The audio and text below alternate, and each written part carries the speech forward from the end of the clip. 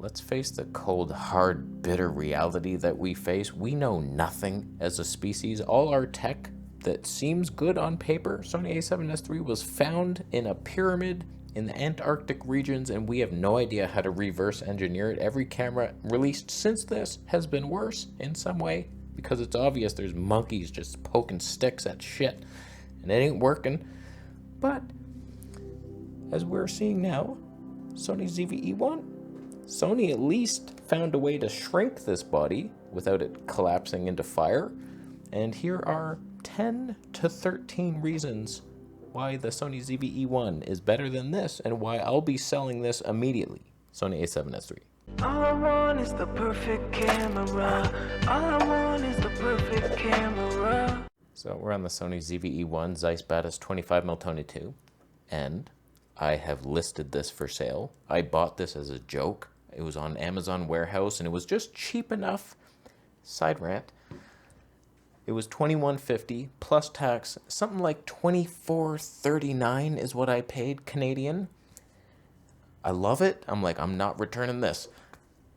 About a week later, I see it for $19.95, no tax. And I was like, oh God, I could buy this, return that one.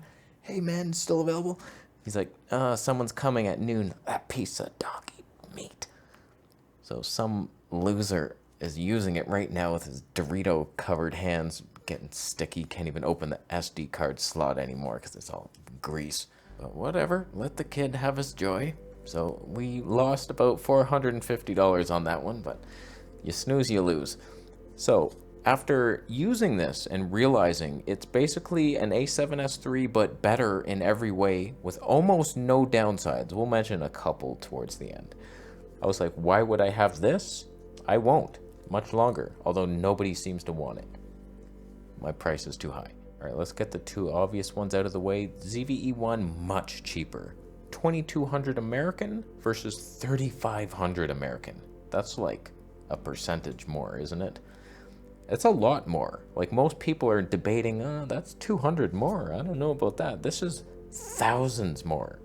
1,300 more. That's a lot. It's like, holy cow, I could get like 2 lenses, you're set. So it's like, budget matters. The R5 II, would I rather have that? Yeah, I would. I totally would. It's like $8,000. Like, you're not even in the conversation, Canon. What are you doing? Of course I want it. Why is it so expensive? Like, it's funnier to have the ZVE1 that still matches the specs. We're both doing 4K 120, HD 240, but you're Canon for $8,000. I could buy 7 ZVE1s, have them filming at all angles. I might. ZVE1 also much lighter than the A7S III. We're talking 483 grams for this, $699 for that. That's a lot. That's a percentage, isn't it? Like, you notice it so much. Now, vlogging with this thing, it's a joke. Like, you could get, I'm debating that 24mm 2.8 from Sony. It's just, I can't handle the flatness of it. Dirty Photography Club, let me know if that lens has any potential. There's one ED element in it. It's around the middle area of the sections. It's a pretty low element count. There's potential. Tell me and I'll buy it. It's cheap. It's light. It's like 180 grams. Can you even imagine it? Just sticking that out there. So much lighter, and that makes it fun. Light gear is fun. Marcus Picks, come on. We're on the same page. Like, he knows. Like, oh, that's why he only films with the little RX100 Mark 17. It's good. And I can't understate this enough. If you have a vlogging setup, this, holding it here, that's not hard. Oh, wow, this is kind of heavy. Extend it out with leverage. Extend it, and then a tripod extending that even further. Side review. Just a little side review, because Ulanzi sends me this thing. I didn't ask for it. It just comes in the mail. I'm like, who asked for that? But it's actually quite interesting. Look at this. So they've updated their quick release head. We'll get back to the list. Calm down. What are you doing?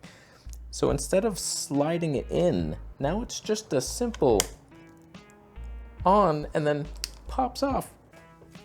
Ow. You can also get just the head for any tripod. You screw it on, and so it's just this pop off, pop and lock.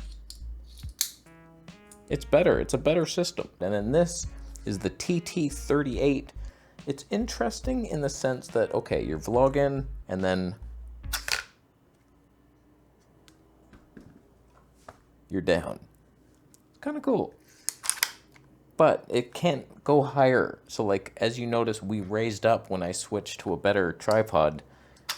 It'd be cool if I could make this taller, but it's very short. It's okay. Shelltuber confirmed. Third reason ZVE1 is better than the A7S III, better color science. They fixed it. It's way different. A7S III has very yellowy skin tones. It's very hard to get rid of them. This is much more, there's blood in my face now. It's like way better skin tones. The blacks don't have the reds in them. This is just standard, straight out of camera, basically. I might have added film grain or something, but dynamic range level 5, it's like standard profile, straight out, you're done. Like, it looks quite nice. Everything about it is like, wow, Sony with better color. I bet you I prefer this to Canon color science. I bet you. ZVE1 also has an AI chip dedicated to special fun things. So like, there's better autofocus in here, subject detection, just better algorithms and detecting the body. Not that the A7S III had bad autofocus at all. And no, I haven't noticed that this is even better, but on paper, it could be better. And there's just a lot more fun things that you can do in here that you can't do in my flagship that cost more money. You also might find yourself noticing that the ZVE1 has fun little gimmick modes that are actually entertaining to your audience. They will respect you more, that you can dynamically zoom upon yourself. Now, on paper, when this was announced, I was like, that's the dumbest thing. Like, no one's ever going to use that. It's like, oh, look at me. It's tracking me like a Pocket 3.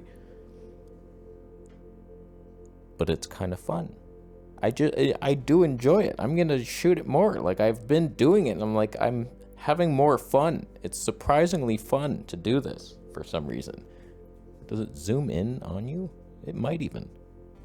Zoom in. Come on. Okay, it doesn't. It doesn't. It never will, but it's fun to do. Would you rather not have this in your camera? So like, Sony A7S III can't do it. Is it incapable of doing it? Of course it's capable. But Sony won't allow it. There's also this mode, which is, it's like the same thing, but it's not. It tracks you, it's different. There's framing stabilizer, and then there's auto framing. It's almost identical, except it isn't at all. This is meant to keep you in the center of the frame until you get out of it. It's for like running stabilization, so like you can actually keep your guy in the center, but it's actually, you can use it for the same thing as the other mode. It's not the worst thing on earth. It kind of is. It's fun. The next advantage is dynamic active stabe. It's game changing, it's super stable, it's a huge crop, but if you have a wide enough lens, I'd rather have that than not have it. It's actually a 43% crop. I've heard it was 30%, so I did the math and I zoomed in. I was like, that's 43%. Number 7 is the tele lamp. It's actually a thing. It's actually kind of nice to have. That red recording ring around the screen, it's not always super obvious, whereas that is blatantly obvious, and it's nice to have. It's nice to know, oh yeah, I am recording, because I have done it. I just did it on the Sony X3000. That little review on the ZVE10 versus the competition, the last scene, I pressed record and I walked, and it was like the best take of my life. I was like, man, what a shot. And then I go to stop the recording and it was already off, and I was like, I didn't even press record. Why? So there was no way to know. I could have just turned it and I would have known, but I thought I had it. So this, boom, it's on. Number 8, the custom modes are actually pretty easy, if not easier to handle. This, I've been annoyed so long with that having to press it and turn. So it's never just easy. If it was just a boom, even that you have to adjust your grip. But on this, I just press a button now and then cycle. So it's just very easy. Boom, up, up, boom, boom, left, left, down. It's like, okay, cycling one button. I like that. I wish the Nikon Z6 III could do it. I'll sell you so fast you wouldn't even blink. The zoom rocker. Now, I don't mean to alarm you, but it's kind of fun. I'm not gonna lie to you. I've been using it It's dramatic. It still autofocuses, I detect. It's clearer than just doing it in post. So I now have two lenses. 25mm, what's this now? This is a 37.5mm Tony 3. Huh? That's not bad. Like, you get some fun, and it's stupid, but I never use it on the A7S III because you have to press a button or map two buttons, like an up and a down. So like, who would ever do that? Whereas a rocker, you might do it, and I do it, and do it. Another gimmick that the A7S III can't do, if you wanted to review something, that Ulanzi tripod in the beginning, I clearly don't have this set up properly, but product showcase mode, it's in there, and you don't have to cover your face to do it. Every time I do this, I'm like, oh my God. I'm like hiding from myself. It's bullshit. Whereas this, it's just like, you do it. It's annoying. I hate when people do it. And it doesn't even work good, but it's in there. Now, another potentially gimmicky thing that is stupid, let's actually dramatize it a bit here. Unbelievable. Soft skin effect. Now, it's the dumbest thing. You're lying to your audience, but let's turn it on. Okay, that's on high. And you're beautiful now. And nobody knows that you're not beautiful. You can outrun it, I think. And then your acne appears for a second. It's like, oh no. It's like a... But there's high, which is really bad. Mid, you could get away with it from a distance. Maybe your audience wouldn't even know. And then low, I feel like it doesn't do anything almost. But like, say you had it on low versus off. I don't know, it does something. On high is best, of course. It's worth lying to your audience about, isn't it? You could be just like a photographer. Oh, look at this shot. Stacy, you're so beautiful. Oh my God, what's on your face? Don't worry. Okay, I'll just fix that. Okay, airbrush this. Yeah, her nose is a bit crooked. Let me just slide that to the left. Okay, eyes. Yeah, they're not big enough, are they? No, okay, we're good. Okay, eyebrows. You should have plucked them. I'll pluck them for you. Okay, there's that. Teeth, little. What do you drink? Coffee there? 3 of them? 3 of them in the morning. Oh, let's just white slider that. Okay, now you're perfect. I could charge like $800 million for that shot. Stop lying. So like, this is a bad mode. Don't ever use it. But the fact that it's in there, when I'm 91 years old, I'll still have perfect skin. You'll never know it. All right, 2 more advantages. This might seem like a disadvantage, but we get the cheaper SD card in here instead of being forced to consider buying a CF Express Type A card. So in here, it has these weird dual slots where you can use either CF Express A or SD card, and you can do that for both slots. For years in here, there was one CF Express card in here. I don't care that there's dual slots. Like, that's not my life. For YouTube, you do not need dual, like, simultaneous recording for backup. Like, you're paranoid. I've had maybe 2 files in my life. Not saying it won't happen and piss me off in the future, but I've had it, and it's like, damn it, that didn't record. And then I just reshoot it, and it's an even better video. Relax. So it's like, it's lighter. It's lighter weight, having just the one card in there. And SD cards, they're simpler, they're cheaper. Do they transfer as fast? No, they don't. And right now, it's kind of annoying because my only card that is fast enough to handle 4K 120 in here is only 64 gigs. So this thing fills up fast. I'm waiting. Someone's going to send me some new cards. I'll do a ShellTuber review about it, and I'll finally have some gigs. The last advantage is the dumbest. It's a disadvantage. It might even give you a seizure. The focus map thing, it's in here. And I finally got to play around with it. It's absolutely distracting and terrible. It's the worst thing I've ever seen anyone do. You could make that so much better without all the blocks and the digital. You still can't really tell if something's in focus or not. Like, you see that it's clear and then it's like, okay, blue is further away, yellow is closer, or it's the opposite to that. I don't remember. It's so much worse than peaking, but it's in there. Now, when it comes to the cons, there's a couple little minor nitpicks. One, you might say, okay, I have no viewfinder. I can't do any professional work. If you're wildlifing, yeah, this is your thing. You're not going to be doing that on this, even though that has animal eye detect. You'll never do it. You could. It's possible. I doubt it. The viewfinder's nice, but I never use it except for wildlife. And now that I'm using Nikon for wildlife, and probably Fuji one day, once I sell the Nikon, I'll tell you that much, then you're fine. Sony's just doing this type of stuff. And if I'm doing slow motion street videography, don't need a viewfinder. It'd be impossible. It'd break my neck. But really, for a YouTube scrub, like, it's just minor things, like the dual card slots. Okay, if you wanted a redundant file, and then it's like, oh yes, I have that for sure. That video, your stupid rat tutorial, it's like, oh, you really needed that. You couldn't reshoot the rat thing.